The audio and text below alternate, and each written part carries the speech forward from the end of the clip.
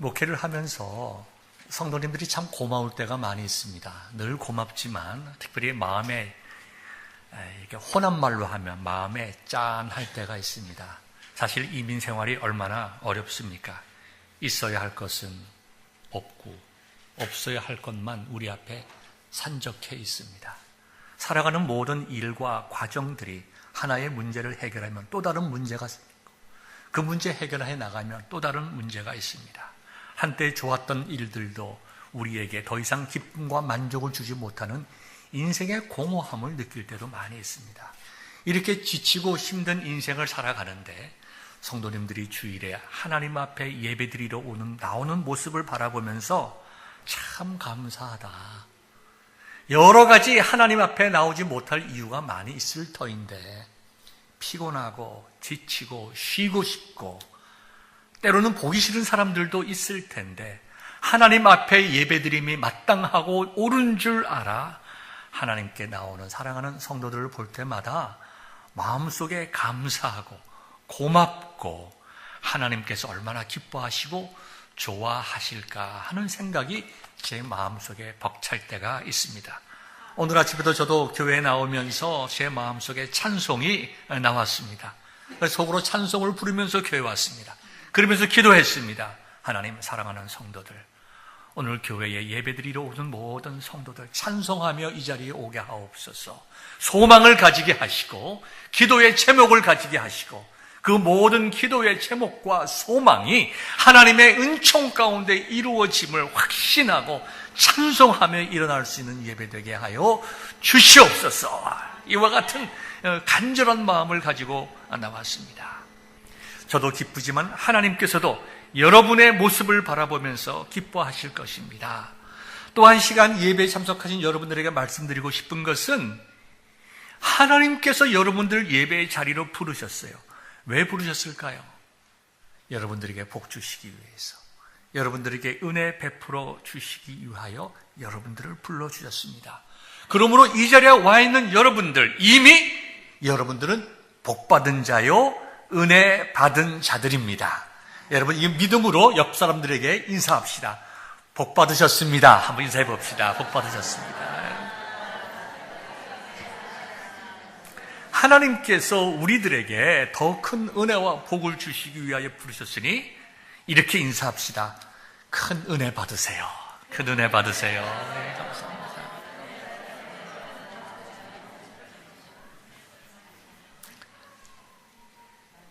하나님께서 모세에게 이렇게 말씀하셨습니다. 나는 아브라함의 하나님이요, 이삭의 하나님이요, 야곱의 하나님이다.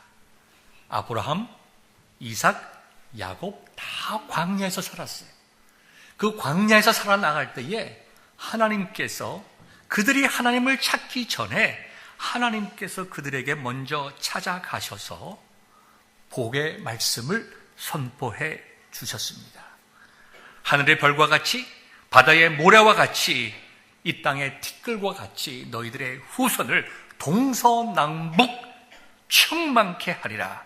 자손의 번창함에 대해서 약속하셨습니다. 자손의 번창함이라고 하는 것은 약속의 상징입니다. 복의 상징입니다. 자손에 관하여 말씀하셨지만 이것은 하나님께서 정말 광야길을 가는 아브라함과 이삭과 야곱, 이 세 사람은 택함받은 하나님의 백성들의 상징입니다. 하나님의 백성들에게 먼저 찾아가셔서 내가 너희를 복되게 하리라 말씀하셨어요. 내가 너에게 복 주리라. 내가 끝까지, 너의 삶 끝까지 너희와 함께 하리라 약속된 복을 선포해 주셨습니다. 그런데 이스라엘 백성들의 역사를 보면 이 놀라운 은혜를 받고 나서도 하나님을 사랑하지 않고 세상을 사랑합니다. 그것이 뭐로 나타납니까? 하나님보다 세상의 우상을 섬깁니다. 세상의 물질을 섬기고 세상의 쾌락을 섬기고 이 모든 것을 한마디로 얘기를 하면 우상이고, 우상을 더 심층적으로 들어가서 이야기하면 우리 자신이 원하는 심플 네이처로부터 나오는 모든 내 욕망을 따라 살아갑니다. 하나님께 예배드리지 아니하고 자기 자신을 경배하며 자기의 육체적인 욕구, 정신적인 욕구, 사상적인 욕구를 채우면서 살아갑니다. 하나님보다 더욱 귀하게 여깁니다. 그것을 하나님께서 죄라고 말씀하십니다. 그 죄 가운데 살아갈 때에 하나님께서 그들에게 찾아가셔서 말씀하십니다. 지속적으로 말씀하십니다. 너는 그렇게 사는 자가 아니다. 내가 너를 불러서 내가 너가 어떻게 살아가야 할지를 말을 했는데 내가 너는 그렇게 살아가고 있느냐? 이건 잘못된 삶이다. 하나님께서 말씀으로 가르치십니다. 듣지 않으시면 때로는 책망하십니다. 그 책망이 심해질 때에 이스라엘 백성들은 고난 속에 빠져 들어갔습니다. 그 속에서 자기들의 죄를 깨닫고 하나님의 말씀을 바라보면서 은혜를 바라보며 용서를 바라보며 회개합니다. 그럴 때에 하나님께서 그들을 용서해 주시고 회복해 주시고 새로운 은혜와 복을 허락하여 주십니다. 이것은 이스라엘 역사의 모든 사이클이고 오늘을 살아가는 저와 여러분들의 사이클입니다. 오늘 본문으로 돌아가면 그 당시의 컨텍스트로 돌아가더라도 동일한 사이클입니다. 모세는 하나님이 어떤 분인지를 알았습니다. 어려서부터 그의 누이와 그의 형과 그의 어머니로부터 배워서 알고 있습니다. 그의 마음속에는 하나님이 어떤 분이시고 어떠한 삶을 살아야 하나님께서 기뻐하는 삶인지 그는 익히 배워서 알고 있었습니다. 그럼에도 불구하고 하나님의 방법으로 그 모든 일들을 감당하기보다 자신의 방법으로 그 일을 하려다가 40년간 살았던 이집트의 그 아름답고 편안하고 안락함을 해서 내몰려서 광야에 가서 40년 동안 삽니다. 모세는 그것이 자기의 실수고 잘못으로 인하여 광야로 내쫓김을 받았다고 생각을 하지만 거기에는 보이지 않는 하나님의 놀라운 은혜와 섭리가 있음을 여러분들이 이미 알고 계십니다. 하나님께서 모든 모양들을 통하여 40년 동안 모세를 지도자로 양육시키시고 또 다른 40년 동안 하나님께서 하나님이 쓰실 수 있는 사람으로 만들어 가셨습니다. 제가 신학교에 처음에 이제 들어갔을 때에 신학교 학생들이 학교 앞마당에서 이제 야구를 합니다. 뭐 이게 마당이 크지 않기 때문에 무슨 야구부를 이렇게 치는 것이 아니라 공을 주고받는 걸 합니다. 그래서 저도 그거 참 재미있겠다. 사실 한국에 있을 때 한 번도 야구 글러브를 만져본 적이 없습니다. 그래서 야구 글러브를 사서 이제 한국 학생들하고 야구공을 이제 주고받기 시작했습니다. 그런데 제가 그 당시에는 이제 월맛이 없었고 K맛이 있었습니다. 그 K맛에 가서 이제 그 글러브를 하나 샀는데요. 제가 생각했던 것보다 공이 잘 잡히지 않습니다. 공이 제 여기 딱 이 글러브에 부딪히면 이게 잡히질 않고 자꾸 공이 떨어집니다. 왜냐하면 글러브가 너무 딱딱해서 내 손에 제대로 맞지 않고 이게 내 손처럼 이 역할을 하지 못하는 거예요. 자꾸 공을 떨어지니까 지나가던 미국 학생이 저보고 그래요. 그거 그렇게 하는 거 아니라고. 이 글러브가 새 거면 글러브를 당신 손에 착 붙게 해야 된다는 거예요. 그럼 어떻게 하냐 했더니 집어 던지래. 발로 밟으래요. 야구 방망이로 두드리라는 거예요. 냉장고에 집어넣어서 얼렸다가 녹이라는 거예요. 아니 새 야구 글러브를 깨끗하게 써야지. 그걸 왜 집어 던지고 밟고 야구 방망이로 때리는가 물어봤습니다. 그랬더니 그렇게 해야 강한 가죽이 부들부들해져서 손에 잘 맞아 잡힌다는 거예요. 그래서 제가 그 얘기를 듣고 조심스럽게 두드렸습니다. 망가질까 봐서. 잘 안 돼요. 한번 믿고 정말 두드리고 그다음에 야구 방망이로 때리고 발로 밟기도 하고 흔들기도 하고 냉장고에 집어넣어서 얼렸다가 녹였다가 얼렸다 녹였다가 하고 한참 하면서 사용하니까 내 손에 탁 맞아서 공을 탁 잡았을 때에 그게 떨어지지 않고 탁 잡히더라. 자, 야구 글러브는 새 것이 좋은 게 아니에요. 많은 고통과 훈련을 통해서 야구 선수들의 손 놀림대로 같이 움직일 수 있어야 좋은 글러브예요. 모세는 40년 동안 놀라운 교육을 받았습니다.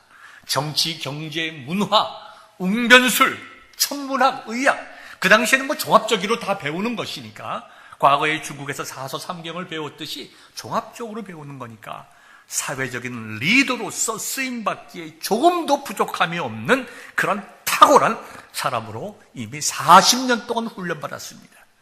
근데 너무 뻣뻣해요. 자아가 강해요. 하나님으로부터 쓰임받을 수 있을 만큼의 영적인 훈련이 되어 있지 않습니다. 그래서 하나님께서는 그의 실수를 통해서 40년 동안 광야에 내치는 것입니다. 거기서 정말 그는 나는 아무것도 아니다. 새 야구 글로브가 땅에 떨어지고 밟히고 몽둥이로 매를 맞는 것처럼 거기서 철저하게 자기 자신이 낮아집니다. 그래서 하나님의 손에 쓰임받을 수 있을 때까지 하나님께서 40년 동안 광야에서 훈련시켰어요. 그리고 나서 그를 부르셨습니다. 오늘 지난주와 동일한 내용의 본문이지만 특별히 저는 오늘 4절과 3절의 말씀을 통해서 오늘 여러분과 함께 은혜를 나누고자 합니다.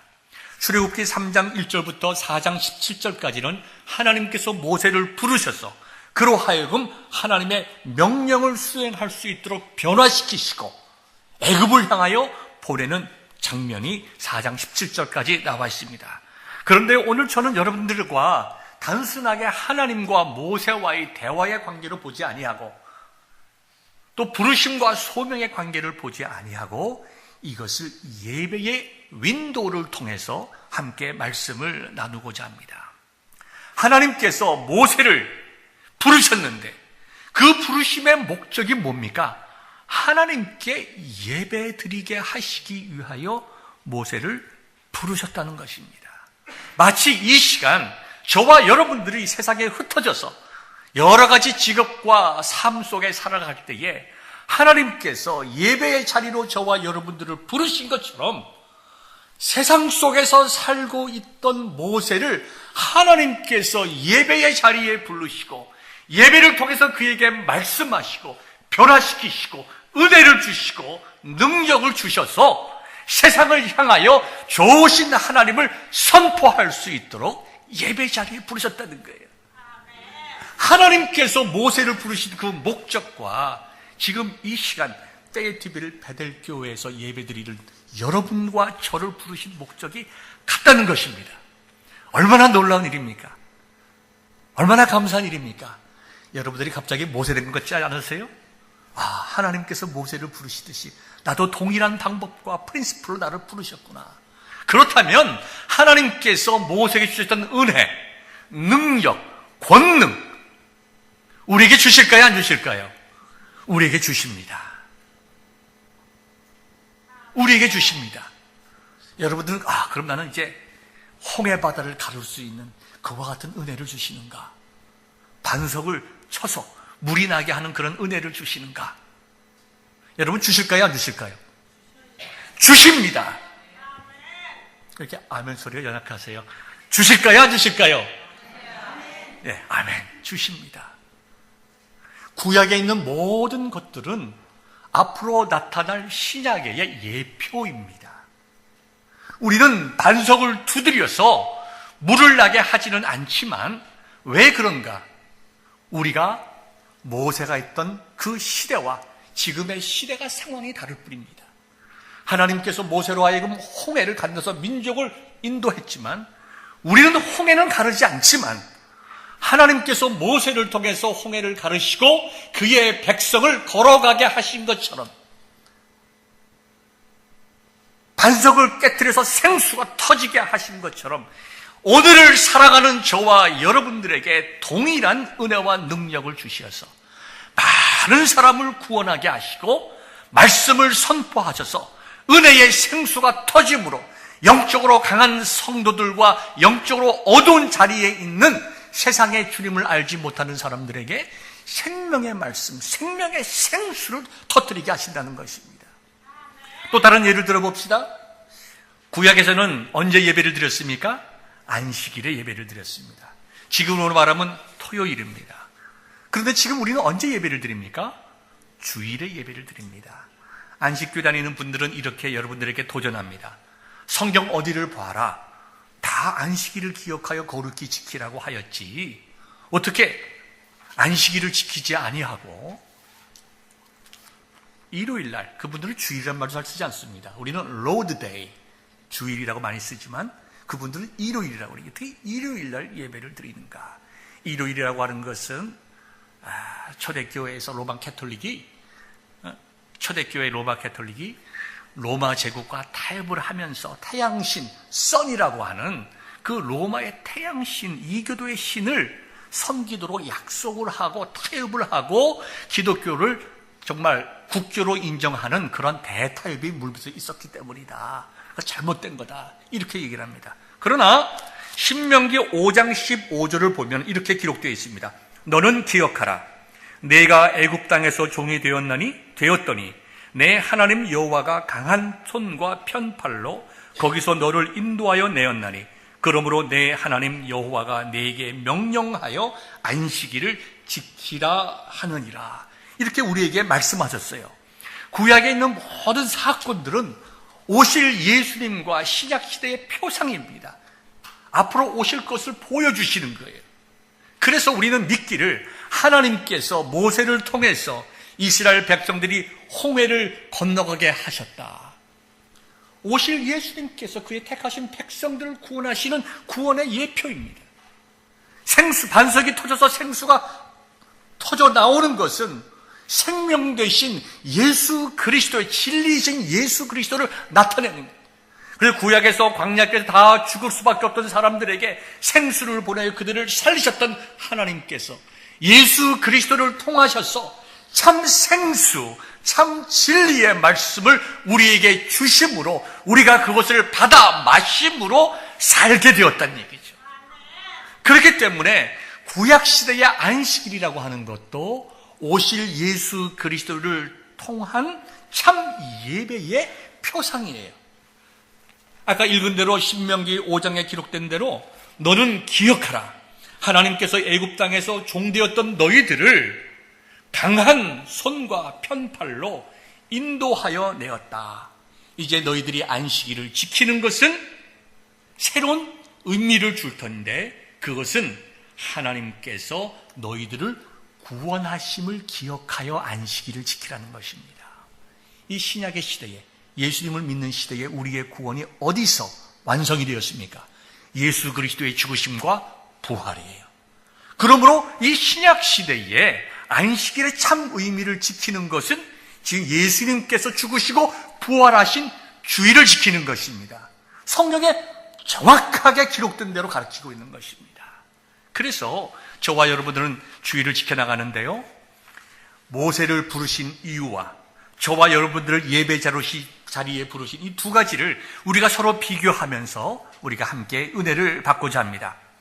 하나님께서 모세를 부르실 때에 불꽃 가운데서 부르셨다고 기록이 되어 있습니다. 오늘 본문 3장 2절에 보면 여호와의 사자가 떨기나무 가운데로부터 나오는 불꽃 안에서 그에게 나타나시니라. 하나님의 신현, 하나님께서 나타나셨는데요, 어떻게 나타나셨는가 하니까 말씀으로 나타나셨어요. 말씀으로.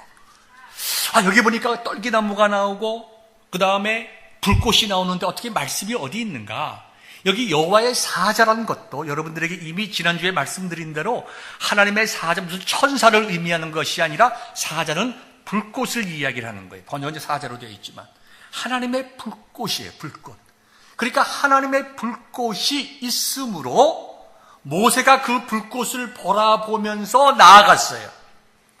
하나님께서는 불꽃이 아니라 그 불꽃을 통해서 모세를 인도하여 내신 것처럼 이 시간 저와 여러분들을 부르셨어요. 부르시고 하나님께서 불꽃 가운데 말씀하신 것처럼 이 시간 주의 종을 세우셔서 하나님의 말씀을 선포하게 하셨습니다. 하나님께서 모세를 예배 자리에 부른 거예요. 그 당시에는 지금처럼 어떤 예배당이라고 하는 건물이 없었습니다. 그냥 자연이에요. 그냥 광야입니다. 광야 교회예요. 하나님께서 불꽃을 이렇게 떨기나무 속에 있는 불꽃을 보여주심으로 모세가 거기에 다 오게 하셨습니다. 그리고 거기서 모세를 부르셨어요. 모세야, 모세야. 저와 여러분들에게 성령께서 이 예배의 자리에 오게 하시고 저와 여러분들이 하나님의 말씀을 들을 수 있도록 하나님께서 저와 여러분들을 부르셨어요. 요한복음 4장 24절에 보니까 아버지께서는 자기에게 예배할 자를 찾으시느니라. 예배할 자를 찾으시는, 광야에서 양을 치던 모세를 찾아서 부르신 것처럼 저와 여러분들을 세상에서 찾으시고 부르셨다는 거예요. 왜 부르셨을까요? 하나님께서 거기서 모세에게 말씀하십니다. 뭐라고 말씀하셨습니까? 나는 아브라함의 하나님, 이삭의 하나님, 야곱의 하나님이다. 이 시간 저와 여러분들에게도 하나님께서 나는 아브라함의 하나님, 이삭의 하나님, 야곱의 하나님이다. 곧 나는 너의 하나님이다.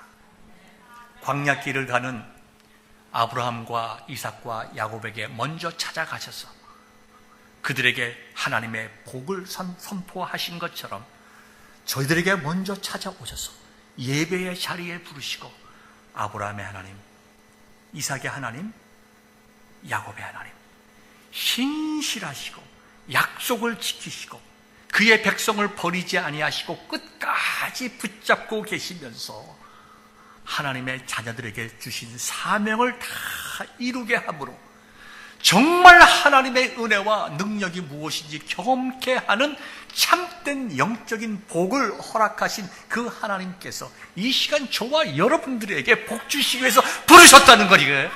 얼마나 감사합니까? 아브라함이 특별히 복 받을 만했습니까? 특별히 이삭이 그랬습니까? 우리가 특별히 야곱을 봅시다. 그는 복받을 자격이 없는 사람이에요. 사기꾼이었어요. 거짓말쟁이고 협잡꾼이었습니다. 그럼에도 하나님께서 부르신 것처럼 저와 여러분들을 부르셨어요. 부르신 후에 뭐라고 말씀하셨는가 하니까 모세에게 이렇게 말씀하셨습니다. 오늘 본문 4절을 보니까 하나님이 떨기나무 가운데서 그를 불러 이르시되 모세야 모세야 하시매 그가 이르되 내가 여기 있나이다. 하나님이 이르시되 이리로 가까이 오지 말라. 내가 선 곳은 거룩한 땅이니 내 발에서 신을 벗으라 그랬습니다. 첫째, 부르셨습니다. 두 번 부르셨어요. 모세야 모세야. 하나님께서 우리를 부르시는 아주 일반적인 방법입니다. 어디서 볼 수 있습니까? 사무엘을 부르실 때요. 사무엘아 사무엘아. 그때 답이 무엇입니까? 내가 여기 있나이다. 모세가 왜 이렇게 내게 여기 있나이다 대답을 했을까요? 성경에 그 이유는 자세히 나와 있지 않지만 우리가 미루어 짐작해 볼 수 있는 것은 하나님께서 아브라함을 부르셨을 때에, 하나님께서 이삭을 부르셨을 때에, 하나님께서 야곱을 부르셨을 때 아마도 그렇게 대답을 했을 거예요. 우리가 창세기 12장을 보더라도 하나님께서 아브라함에게 명령하시고 떠나라고 하셨다 이렇게 기록되어 있지, 하나님께서 아브라함에게 나타나셔서 부르시고 말씀하실 때 아브라함이 어떻게 반응했는가에 대해서는 기록이 없습니다. 우리가 잘 알 수는 없지만 그 당시의 히브리 문화를 통해서 이해할 수 있는 것은 그와 같이 하나님이 부르실 때에 하나님 제가 여기 있나이다, 이것이 하나님의 부르심에 대한 일반적이고 가장 보편적인 응답의 방법이었을 것이라는 거죠. 그와 같은 것들을 유대 교육을 통해서 배웠기에 모세가 지금 하나님께서 부르실 때 그 역시 내가 여기 있나이다, 사무엘의 부르심을 들었을 때에 내가 여기 있나이다 라고 대답하는 것입니다. 자, 내가 여기 있나이다 라고 대답했을 때에 어떤 의미를 여러분 생각하십니까? 아주 쉽게 생각해 봅시다. 아내가 남편을 잘 돕습니다. 남편이 이제 직장 갔다 이제 부대에서 하루 종일 이제 피곤해 들어왔습니다. 이제 샤워하고 탁 앉아서 이제 좋은 차를 한 잔 마시고 있습니다. 아내가 남편이 아내에게 얘기합니다. 여보, 나 여기 모가차 한 잔 더 줘요. 그럼 아내가 네, 아이고 남편이 얼마나 수고했을까 한 잔 갖다 줍니다. 맛있게 먹어요. 좀 이따 또 부릅니다. 여보, 왜요? 텔레비전 이거 좀 틀고 싶은데 텔레비 좀 틀어주고 가. 이렇게 누워가지고 얘기를 합니다. 그래도 남편이 이게 힘들게 일하고 왔으니까 또 좀 비위를 잘 맞춰 남편이 다 해줍니다. 여보, 좀 과자 좀 없어? 어저께 먹고 남은 거 좀 가지고 와요. 예, 갖다 드립니다. 마치 정말 서번트처럼 남편들을 잘 공격합니다. 아내는 정신이 없어요. 지금 밥을 해야 돼. 애들도 먹여야 되고 할 일이 많은데 남편이 자꾸 시킵니다. 여보, 그러면 아내가 답하면 어떡합니까? 못 들을 척하죠. 또 여보 하면 네, 불렀어요. 왜 그럴까요? 귀찮아서, 싫어서, 하나님 앞에 나아가는 마음이, 남편에게 나아가는 마음이 사라졌어. 자꾸 귀찮게 하니까. 누가 우리를 부를 때 어떻게 응답하느냐 하는 것은 관계성을 이야기합니다. 관계성. 제가 여러분들에게 집사님 하면 여러분들 예, 목사님 왜 부르셨어요? 또 얘기하실 말씀 있습니까? 그건 뭡니까? 좋은 관계입니다. 내가 뒤에서 저 앞에 집사님 가던데 김 집사님한테 못 들을 척하고 그냥 가요. 그거 좋은 관계가 아니니까 그런 거죠. 그렇죠? 못 들었는데요? 못 들을 수도 있지만 듣고도 못 들을 척하는 경우가 있다고 하면 그거는 좋은 관계가 아니란 얘기죠. 하나님께서 모세를 부르셨을 때에 이미 모세는 하나님의 부르심에 응답할 마음의 준비가 되어 있었습니다.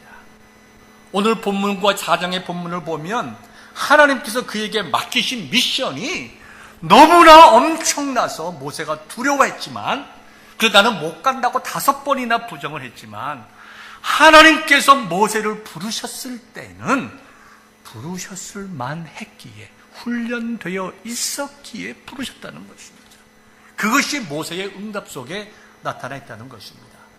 여러분, 하나님께 나를 부르시면 어떡할까 두려워하시는 분들이 여기 많이 있습니다. 여보, 부흥회 가자 그러면 남편들이 그럽니다. 너무 은혜 받지 마. 당연히 또 은혜 받고 확 돌지 말어. 조심해. 이렇게 얘기하는 남편들이 있어요. 교회 안에서. 여보, 당신 헷가닥하지 마. 은혜 받고 변화돼가지고 가정도 돌보지 않고 남편도 돌보지 않고 교회 미칠까 봐서 걱정하시는 믿음 없는 분들이 있습니다. 여러분, 이날 우리가 확실히 하나 깨닫습시다. 하나님께서 우리를 부르셔서 은혜를 주시는 것은 우리를 먼저 복되게 하사 아내들에게 은혜 주시는 것은 남편을 주님 안에서 잘 사랑하고 보살필 수 있도록 은혜 주시는 것 아닙니까? 아멘 아닙니까? 아내들은 맞습니다. 남편들 꼭 기억하시기 바랍니다. 남편에게 은혜 주시는 이유가 뭘까요? 예수 그리스도의 마음으로 정말 내 생명을 바쳐서 내 아내를와 자녀들을 사랑하고 가족을 지킬 수 있는 은혜 주시기 위하여 복 주시고 능력 주시기 위하여 남편들에게 은혜 주시는 것 아닙니까? 가정에 은혜 주시는 이유가 뭡니까? 우리의 무엇을 착취하고 빼앗아가지고 우리로 하여금 불쌍한 삶을 살기 위해서 하십니까? 아닙니다. 죄 짓고 도망가는 야곱에게 나타나셔서 하늘의 별과 같이 땅의 티끌과 같이 너의 자손들을 충만케 하겠다. 내가 어디로 가든지 내가 너와 함께 하리라. 내가 너에게 말한 이 약속을 다 지킬 때까지 내가 너를 버리지 않고 함께 하리라. 약속의 말씀 아닙니까? 하나님은 우리에게 복을 주시고 은혜를 주셔서 나를 살리고 내 남편과 아내를 살리고 자녀를 살리고 비즈니스를 살리고 교회를 살리고 가정을 살리시는 것이지 하나님은 우리를 착취하는 분이 아닙니다. 그럼에도 불구하고 모세는 5번이나 하나님을 명령을 거역한 건 뭡니까? 아직까지 하나님에 대한 많은 준비가 있었음에도 하나님께 맡기시는 스페시픽한 어떤 특별한 미션에 대해서 하나님께서 하신다라고 하는 깨달음보다 내가 한다라고 하는 잘못된 판단이 그로 하여금 하나님 아버지 앞에서 미션을 거역하게 만듭니다. 자, 다시 좀 이제 무대를 바꿔서 우리들에게 봅시다. 하나님께서 우리들에게 일을 맡기십니다. 집사님의 일을 맡기시고 교사의 일을 맡기시고 찬양대원의 일을 맡기시고 우리 교회의 일을 맡기십니다. 나가서 니카라과에 가서 복음을 증거하게 하시고 목사님들을 섬기게 하시고 또 우리가 넥스트 제너레이션 우리 젊은 군인들을 우리가 잘 섬겨서 비록 우리 교회에 왔을 때는 믿음이 좀 연약했지만 3년 뒤에 우리 교회에서 떠날 때에 새로운 스테이션에 갔을 때 독일에 갔을 때 한국에 갔을 때 어디를 가든지 미국 내에 어디를 가든지 그 교회 목사님이 참 집사님들 전에 어느 교회 다니셨어요? 예, 저기 페이티빌 포트 브렉에 있는 베들교 다녔습니다. 그래요. 참 그 목사님이 누구십니까? 예, 박덕훈 목사님이십니다. 그래요? 왜 물어보겠어요? 문제가 많아서 물어보시겠습니까? 아니면 참 좋은 성도님이 우리 교회에 왔다고 생각해서 물어보시겠어요? 둘 다 가능하죠. 그러나 저희 교회는 다른 교회, 이제 젊으신 분들이 다른 스테이션에 갔을 때 그 교회 목회자와 그 교회 장로님과 권사님과 그 교회 성도들로부터 참 잘 양육받고 훈련받은 좋은 성도님이 우리 교회에 오셨다. 참 감사하다. 이분들이 어디서 신앙생활 했나? 믿음이 똑바로 서 있네. 바르게 예수님 섬기네. 믿음 생활 바로 하던 사람이네. 참 감사하다. 그 교회 생각할 때마다 감사하다. 그것이 우리 교회의 큰 비전 아닙니까? 저도 그럴 때가 있습니다. 젊은 군인들이 이렇게 옵니다. 오면 참 하나님 감사합니다. 참 우리 교회가 연약한데 한국에서, 하와이에서, 독일에서, 어디서, 더 이상 국가 비밀이가 얘기 안 하겠습니다. 장소는. 거기서 훈련을 잘 받고 이렇게 우리 교회에 보내주시니 감사합니다. 제가 그런 기도를 할 때가 참 많이 있습니다. 여러분, 하나님께서 여러분들을 이 예배의 자리에 부르신 것은 여러분들로부터 예배를 받고 영광 받으시는 것뿐만 아니라 하나님께서 모세에게 사명을 주셨듯이 여러분들의 가정 속에, 개인 속에, 우리의 믿음의 공동체 속에 미션을 주시는 거예요. 미션. 그런데 모세는요, 그 미션을 좋아하지 않았어요. 왜 좋아하지 않았습니까? 자기가 원하는 미션이 아니었기 때문에. 내가 하나님께서 나에게 복 주시고 은혜 주신다고 하면 이렇게 해주셔야 되는데 하나님께서 그렇게 해주시지 아니하고 이렇게 해주시려고 하니까 하나님, 그건 난 좀 힘들어요. 내가 주님을 위해서 섬기고 싶은 마음도 있고 내가 정말 하나님의 영광을 위해서 살아가고 싶지만 그것은 제 일이 아닌 것 같습니다 라고 하는 것이 지금 본문에 나타나 있는 모세의 태도입니다. 여러분들은 다 하나님의 은혜와 복받기 원하시잖아요. 자, 그럼 여러분들 물어보겠습니다. 하나님께서 지금 이 시간 여러분들에게 복 주신다면 어떤 복을 주셨으면 좋겠어요? 뭐니 해도 그거 좀 확 주셔가지고 그냥 교회 건축하는데 헌금도 덜컥덜컥 좀 내고 빚도 좀 갚고 한국에 계신 부모님에도 좀 도와드리고 정말 이거 우리 교회도 힘든 분들 좀 덜컥덜컥 도와주면 하나님 좋고 교회 좋고 나도 좋고 얼마나 좋을까. 또 뭐가 있을까요? 건강.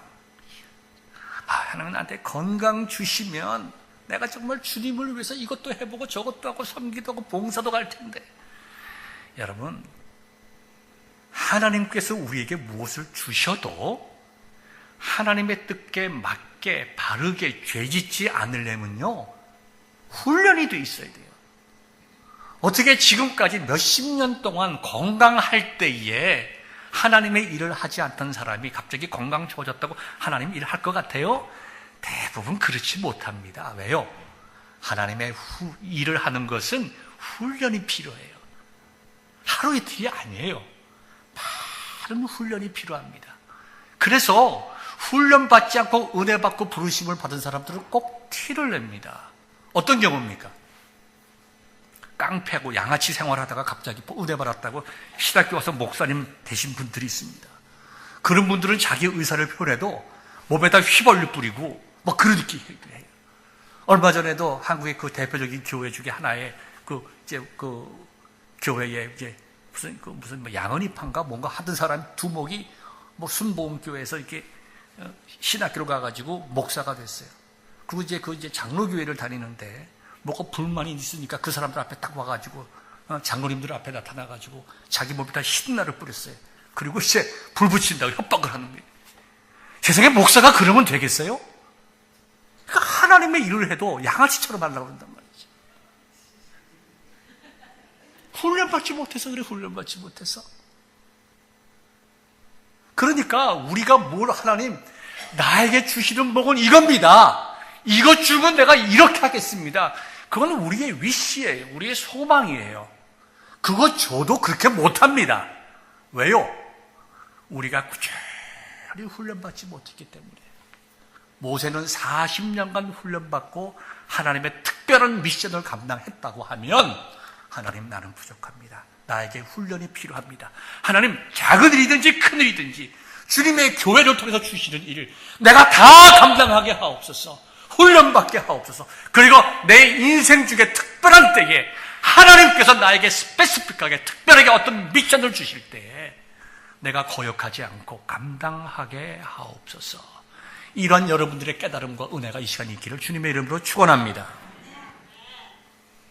하나님께서 모세를 예배 자리에 부르셨습니다. 그 다음에 말씀하십니다. 뭐라고 말씀하시는가 하니까 이곳은 거룩한 땅이다. 내 발에서 신을 벗으라. 이렇게 말씀하십니다. 신을 벗는다고 하는 것은 두 가지 의미가 있습니다. 첫째는 낮아짐입니다. 두 번째는 하나님을 온전하게 공경하는 예배의 자세입니다. 자, 다시 여러분들 예배의 의미로 돌아가 봅시다. 예배라고 하는 것은 내가 드리는 것이 아닙니다. 하나님께서 말씀 가운데 우리를 부르셔서, 예배의 부름이죠. 우리 예배 순서를 보면 우리로 하여금 예배자가 어떤 분인지 깨닫게 하시고 그 앞에 서 있는 우리 자신들을 회개시킴으로 예배에 합당한 자가 되게 하시고, 그 다음에 말씀으로 우리에게 은혜를 주심으로 깨닫고 회개하고 새로운 헌신과 능력을 얻게 하셔서 세상을 향하여 나가서 좋으신 하나님을 선포할 수 있게 하는 것이 예배입니다. 하나님께서는 지금 광야에서 있던 모세를 부르셔서 말씀으로 부르셔서 그로 하여금 예배의 자리로 부르셔서 부르신 하나님이 누구인지 말씀해 주십니다. 어떤 하나님이시라고요? 아브라함의 하나님, 이삭의 하나님, 야곱의 하나님. 복 주시는 하나님. 내가 너를 부른 것은 너를 괴롭게 하려고 한 것이 아니요, 네 인생을 고통 속에 집어넣고 어려운 일을 맡겨서 너로 하여금 쓰러지게 하려고 하는 것이 아니라 놀라운 하나님의 은혜를 맛보게 하고, 도망가던 야곱이 의지하던 것 다 내려놓고 자기가 의지하여 자던 돌베개 세우고, 정말 생명과도 중요한 그 당시는 뭡니까? 그 기름이 돈이잖아요. 그 기름을 쏟아 붓고 하나님께 예배하게 한 것처럼, 그리고 기쁨과 찬송 가운데 광야를 두려움 없이 걸어가던 것처럼 내가 너에게 은혜와 복을 주겠다. 모세를 부르신 이유가 그거지. 그리고 이제 3장 1절부터 4장 17절까지 어떤 말씀이 있습니까? 모세가 하나님의 부르심에 뒤로 물러나가자 하나님께서는 그에게 이적을 보여주십니다. 두 가지 이적을 보여주시죠. 지팡이를 뱀으로 만드시고 다시 지팡이로 만드셨습니다. 그 다음에 그의 손을 문둥병에 들게 하시고 다시 낫게 하셨습니다. 하나님께서는 그 당시의 상황 속으로 들어가서 하나님께서 그에게 이적을 보여주신다는 가장 효과적인 방법으로 그에게 이적을 주셨어요. 우리가 보면 그것이 무슨 이야기 같고 동화 같고 좀 우습게 보일지 모르지만 광야 생활을 하는 사람에게 있어서의 지팡이의 의미, 그 당시에 사람의 저주라고 생각했던 그 문둥병, 그 시대의 상황 속에 들어가서 가장 잘 이해하고 깨달을 수 있는 방법으로 하나님께서 내가 너와 함께 한다라고 하는 것을 보여주시고, 그를 통해서 정말 놀라운 이적들을 바로에게 행하게 하심으로 너희가 나올 때에 그냥 나오지 아니하고 금은 보화를 가지고 많은 가축들을 가지고 나오게 하시겠다는 하나님의 약속을 선포하셨어요. 그리고 모세를 믿음 가운데 애굽을 향하여 걸어가게 하신 것처럼 이 시간 저와 여러분들을 예배의 자리에 부르시고 우리로 하여금 하나님 앞에서 내가 경배하는 하나님이 누구인가, 거룩한 예배를 통해서 내가 해야 될 일이 무엇인가, 모세에게 신을 벗으라고 말씀하신 것과 같이, 첫째, 내가 의지하고 있던 것, 내가 이것 아니면 내가 살 수 없다고 생각하는 것, 내가 정말 물질이나 건강이나 이것이 내 생명보다 더 귀하고 하나님보다 더 귀하다고 생각했던 것, 그거 버리는 거예요.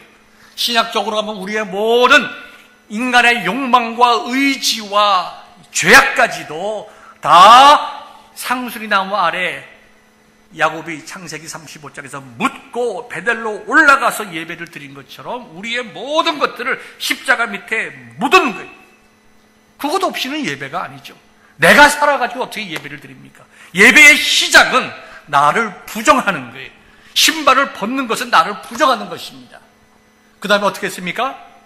하나님을 경배하는 것이 하나님의 하나님 되심을 알고, 그분이 나에게 복 주시는 분이심을 알고, 인간을 창조하신 하나님, 아브라함의 하나님, 이삭의 하나님, 야곱의 하나님, 요셉의 하나님, 노아의 하나님, 마땅히 경배 받아야 합당하신 분인 줄 알고 그분을 경배해 가다가는, 그것이 하나님께서 모세를 부르셔서 그에게 그 모든 것을 말씀하시고 사명을 주시고 보내신 것처럼 저와 여러분들이 예배를, 오늘 드리는 예배를 통해서 내가 하나님께서 모세를 부르신 그 부르심이 지금 나를 예배의 자리에 오게 하신 그것과 동일하다. 얼마나 감사한가. 어떻게 나 같은 사람을 모세다 비교할 수 있겠는가? 아니다.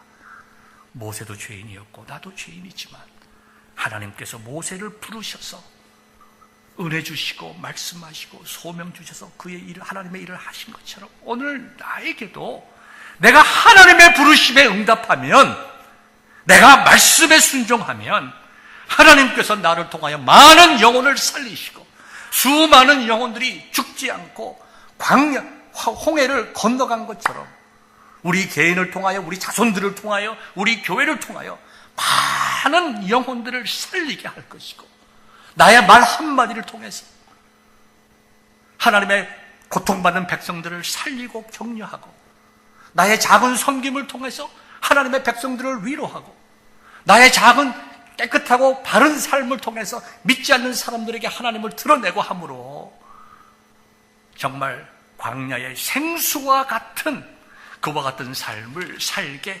하신다. 이것이 하나님께서 이 시간 나를 부르신 부르심이다. 오늘 주신 말씀을 통해서 내가 깨닫고 은혜 받고 변화되어 주신 말씀대로 살아가겠다고 결단하시면 모세를 통해서 주셨던 그 은혜와 능력이 이 시간 동일하게 여러분들의 삶과 가정 속에, 우리 교회 속에 있을 줄을 주님의 이름으로 믿고 축원합니다. 기도하겠습니다.